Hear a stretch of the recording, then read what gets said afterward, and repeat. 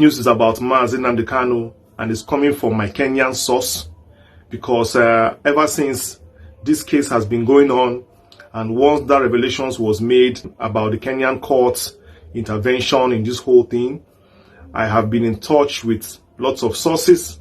I reached out to a lot of sources in the Kenyan circle, in the media and in their press to know more about what has been happening inside. And I will tell you authoritatively that the Kenyan government is sending delegates to Nigeria for the release of Mazi Kanu and also to see how they are going to solve this international crisis that has happened between the country. This is because President Ruto of Kenya right now is under pressure. In fact, he is suffering the consequences of what Uhuru Kenyatta did, because now United Nations and international bodies have touched their searchlight on Kenya because that was where the whole thing happened, for opening their country to such kidnap and criminal activity to allow Nigerian government to come to their country. So Kenya is really receiving a lot of flack and cane for this whole matter, and that is making President Ruto now to be under pressure. He's desperate, looking for how he's going to drag Nigeria into this whole matter. And also, he is sending a 5-man delegate. He is sending delegates to Nigeria, in fact, that will be in the country before the 18th of July. And these delegates have one mission. I'm going to read out this whole article from my Kenyan sources, and you will be amazed at what is going on aside this nnamdikanu issue.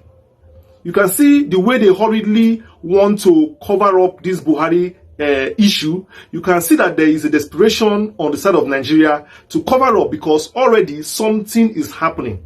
And these whole events that are happening is pointing directly to the same issue. There is fire on the mountain.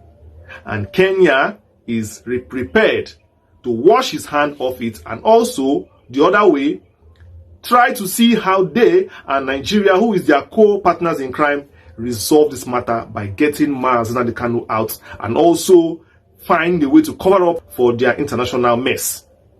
You also know that in Kenya, President Ruto and Uhuru Kenyatta, which is the one that left before him, they are not in good terms at all.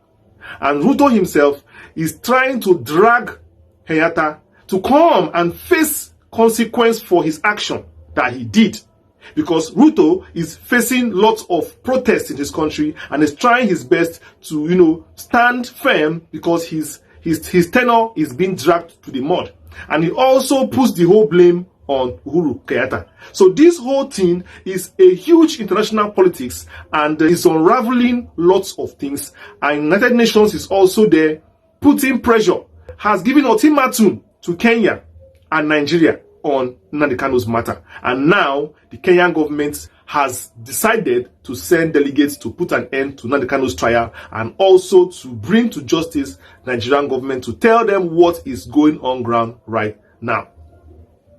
Let me read out the excerpts from my source in Kenya, who I have been in touch with for Nnamdi Kanu's matter that happened in Kenya.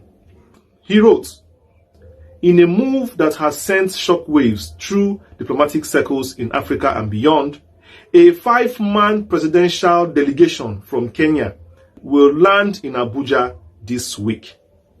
Their mission is clear, urgent, and politically explosive: to secure the release of Mazi Kanu before his court appearance on July 18th, 2025. Listen.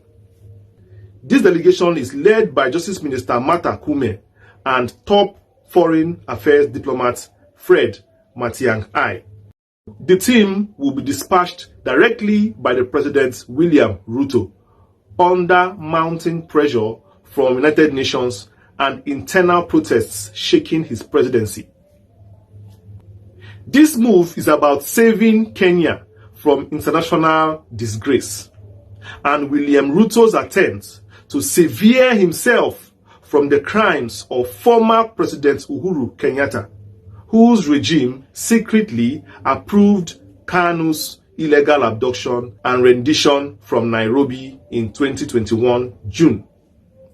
A senior diplomatic source in Nairobi confirmed to the Africa Report. He said, Ruto is done. Ruto is done covering up for Uhuru Kenyatta. The UN has threatened to open full files. Kenya has already been exposed by its own court. Nigeria now must release Mazi Nnamdikanu or we will all go down.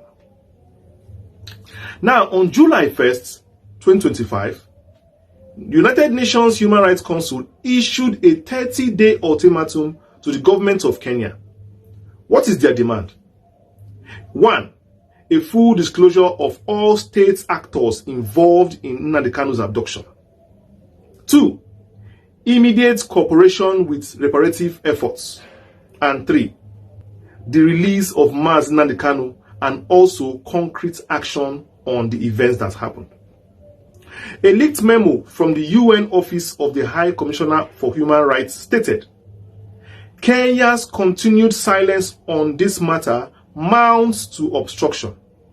Failure to comply will result in an inquiry under the UN Special Procedure mandate. Nigeria's role will also be brought under scrutiny. A Kenyan court has already given Mazi Nnamdi Kanu victory. The ruling declared Mazi Nnamdi Kanu's rendition as unconstitutional, unlawful, and a violation of international human rights treaties to which Kenya is a signatory. That verdict officially acknowledged Kenya's complicity, breaking the silence and laying all blame bare. Now, Ruto is racing against time, trying to repair diplomatic fallout before it consumes his government and permanently stains Kenya's international image. At home, President Ruto is battling massive youth-led protests with his presidency on life support after the July 2nd, 2025 storming of Parliament's building in Nairobi. The political temperature is boiling. Ruto's opponents are calling him a puppet of the West, while many young Kenyans accuse his government of betraying its promises of transparency and justice. Bringing Nnamdi Kanu's case to a just resolution, sources say, is Ruto's way of reclaiming moral ground and also humiliating Uhuru Kenyatta, whose administration initiated the secret deal with Nigerian authorities in 2021 and may also be responsible for the uprising he's facing in his country. Now, the Kenyan delegation has already been in contact earlier on with the Nigerian counterpart, and it made its position known. It said, Kenya has officially acknowledged its role, declared damages to be paid, and accepted the judgment of its court. Nigeria must now do the right thing. Don't let this escalate into a regional and international crisis. The delegation is pressing for the release of Mazi Nnamdi Kanu before July 18th, when Kanu's no-case submission will be decided at the Federal High Court, Abuja. Kanu has already won on multiple landmark victories. Remember, on October 13th, 2022, the Court of Appeal in Abuja discharged and acquitted him of terrorism charges. On October 2022, again, a High Court Numa here declared the 2021 arrest illegal and unconstitutional. And then on June 2025, the Nairobi High Court ruled liable for abduction, awarded Kanu compensation. Yet, despite these judgments, Nnamdi Kanu still remains in solitary detention under DSS custody, sparking international outcry and accusations of lawlessness. So now the world is watching. If Nigeria releases Kanu, Ruto and Kenya will be free, and Ruto definitely will score a political strong point, and the UN will back off his country, back off his government, and Kenya can now move forward. But if Nigeria refuses, both countries will be dragged before United Nations Human Rights Committee. More lawsuits will emerge, and the African Commission on Human and People's Rights sanctions will follow immediately. So in the next 48 hours, the delegation will land in Abuja to finalize the release of Mazi Kanu and further discussions on how to remove the coming sanctions from United Nations, African Union with the Nigerian government. The two countries are partners in crime, and therefore they are partners in the way forward of whatever will happen to them. As you can see, the Kenyans are not happy at all. They are not playing this whole matter. They are taking it more serious than even Nigerian government, and that is why the president himself has made this move. They feel as if their country was exploited.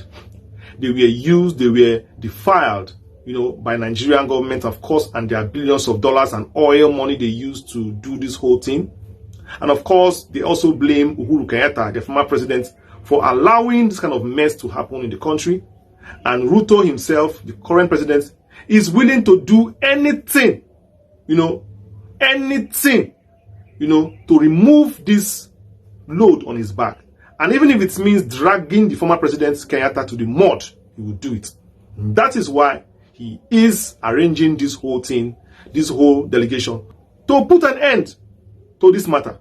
Because when the court ruled in Kenya, he expected that the Nigerian government will immediately understand the writing on the wall and also repeat the same within 24 hours. And that was why I said here that Motosho need to call an emergency session. Because the Kenyan court there is like the Kenyan government is sending a signal to Nigeria. Look, oh, this matter is getting out of hand. We have ended it in our country. End it in your own country so that this whole mess will end. The Nigerian government did not understand writing on the wall. They did not understand because of bigotry and hatred. They don't understand. This was a clear opportunity for them to end this matter themselves. Call yourselves to order. But instead, they rather chose to end the Buhari movie. And that is why they are running up and down, trying to let Jibril go.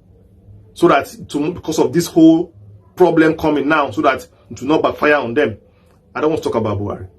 But definitely, the Nigerian government failed to do the needful as at that time in June when Kenyan courts, ruled in favor of Kanu. And now, the ball is now in the court. Because in the next 24 hours or 48 hours thereabout, it's not going to be funny at all. Lots of things are going to be unveiled and revealed. And I want all of us to stay tuned to it. Because there is fire on the mountain. And definitely it's going to consume a lot of people. A lot of people. Even if they have ended up removing Jibril. Jibril alone did not act himself. Lots of people will still will be brought to book by this whole matter. And of course, they think that by removing Jibril, that it will stop the efforts or slow the efforts being made already by the Kenyan government. But already, the Kenyan government have already sent a delegation already. I'm sure they might even be in Abuja as we speak right now. And they are going to do everything possible to make sure that Kanu comes out. And also, this whole matter will be addressed and the proper thing is done. This is a victory for Biafrans around the world, a victory also for Igbo. But we'll keep on watching to see, because injustice is injustice anywhere around the world. Nnamdi Kanu has spent lots of his productive years in the dungeon. The time is supposed to use to, do his own personal businesses, raise his family, his son, have more children, of course, because I'm sure by now he would have had like 2 or 3 more kids. It's being wasted like this. And that is why I want to encourage Igbo. Let your love for Nnamdi Kanu never cease. Let your love even increase. Let your doubt for Nnamdi Kanu disappear. Because what greater love can a man ever give you than giving you his own life, his own self? Nnamdi Kanu has given us his life. Yes, his life, his years. He would have had like 3 or 4 kids by now, but still decided to abandon it all for the greater cause. And that greater cause definitely will come when all of us play a part together in ensuring that the light of Biafra keeps holding strong. I see a lot of encouraging comments in the comment section. I really appreciate all the wonderful comments you write for me. I appreciate the care. I appreciate the concern you also have for me. I also appreciate the encouragement I receive, that it helps me to know that yes, I am on the right path. And definitely a lot of you, thousands of you appreciate everything I do here. I do not take it for granted. Thank you very much for the likes. Thank you very much for the subscription, for the follows.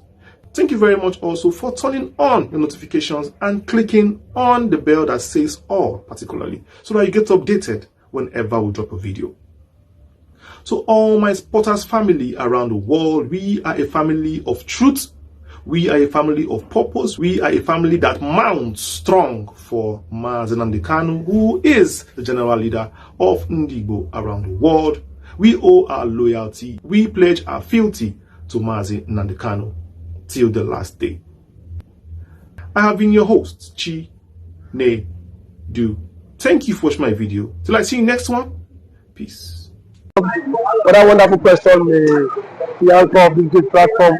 First and foremost, I want to say, someone has come out to say, or has outlined countless times that he said that the Nigerian government cannot win Biafra with a barrel of gold for the second time. Now when he said that, see, Nigerian government cannot win Biafra with a barrel of gold, it means that nobody needs to die for them to exit Nigeria. Now, Ojogun fought Biafra in a different dimension. Now, Mazi nnamdikanu did it via his own dimension. So everybody is taking it globally. And now, we've seen world body recognize Biafra.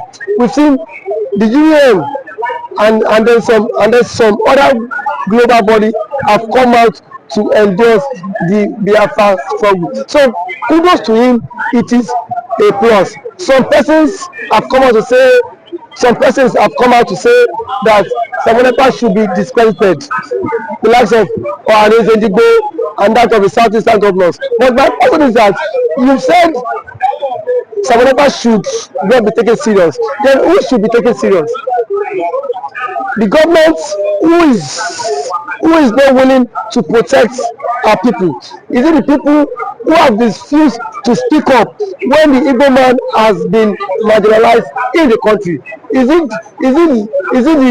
the same governors who have become a tools in the hands of their Fulani master? So for you to even have a character like Samonekpa and nnamdikanu to have come out to say enough is enough, that we are tired of this contraption called one Nigerians.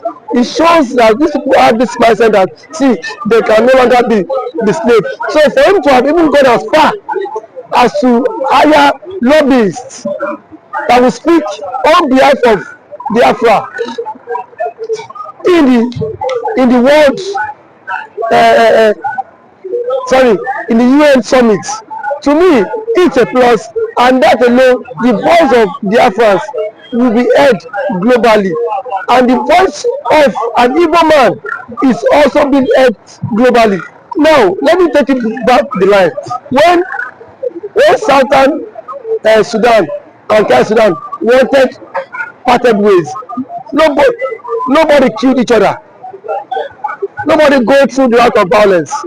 It was done amicably. So Samonekpa is doing it amicably for him to convince world leaders that this thing is possible, and why the government of the day, the present government of Nigeria, are not seeing it that way. Thank you. You can also to the government, to the Nigerian government, be worried about this. Why would they be worried? The same people have sent assassins to kill Samonekpa. Now only he has escaped. So see, one thing about it is that the government of the day, they are panicking. There's panic.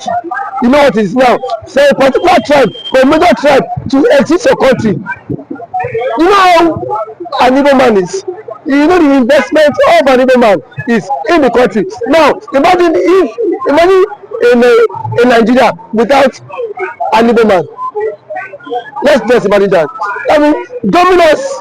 That means the Hausa man would now dominate virtually every government parastatals in Nigeria. So now the reason why the Igbo man is still believe that's Nigeria is because the Igbo man is still in the contraption called Nigeria. But eventually, if the Igbo man leaves, my brother, the Yoruba man will know the true meaning of Nigeria, and then we now know who owns Nigeria. Just like what Angobula said, he said they are not scared of the Igbos parting, exiting Nigerians. That was what he said. He said they are not scared. Indirectly, that means the other tribe would not have sense of belonging in the country, and we know it. We know it. I know it too. An African man now has the spirit of dominance. You cannot dominate him. If a Fulani man has the spirit of dominance, for you to dominate him, it will take ages. In terms of population, you cannot dominate them. So one thing is that Ojukwu foreseen this whole thing. That was why he championed this Biafra struggle. And now, gradually, it is now becoming a reality in this contraction called Nigeria. Now, there are some Igbo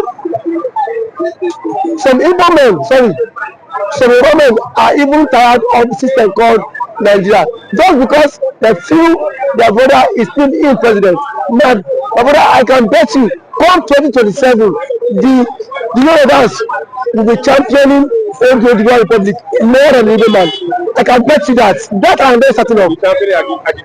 Yes, we will championing because it is certain when their president, when their brother is being kicked away from the presidency, already there is a plot, and which he himself cannot escape. The president himself knows that there is a plot, and then the big shots in the north are forming alliance. You know it. RFI, a powerful influence in the north, is not in the league. Sorry, is not in good terms with the president. And now nobody can take that factor. What RFI did. I made President Tinubu emerge as the president via his own influence, and then we have also the likes of Angulai, which is the chairman of the Northern Order Forum. He said, post that election, that the Northern Order Forum supported Tinubu, but come 2027, Tinubu will not get their support. So what does that mean? Now if the average left person is not giving the vote, now where will they get the vote? The shots come by 2027. The same thing the Yorubas have been after the Igbos for. Now they will be the mastermind of it, because I can bet you by 2027 Yoruba will stop, and that's the slogan that will continue to trend, is that we are tired of the country, we want to follow the suit of the Igbo man and exit the country, and then the Igbo man now will not take them, tag them for being unserious, because now that the Igbo man is championing for the exit, we are saying the Igbo man is not serious. There are claims that the Igbo man is not serious, but I can bet you when the system will not catch up with you, then you will know why the Igbo man has been championing to exit. Thank you for always coming.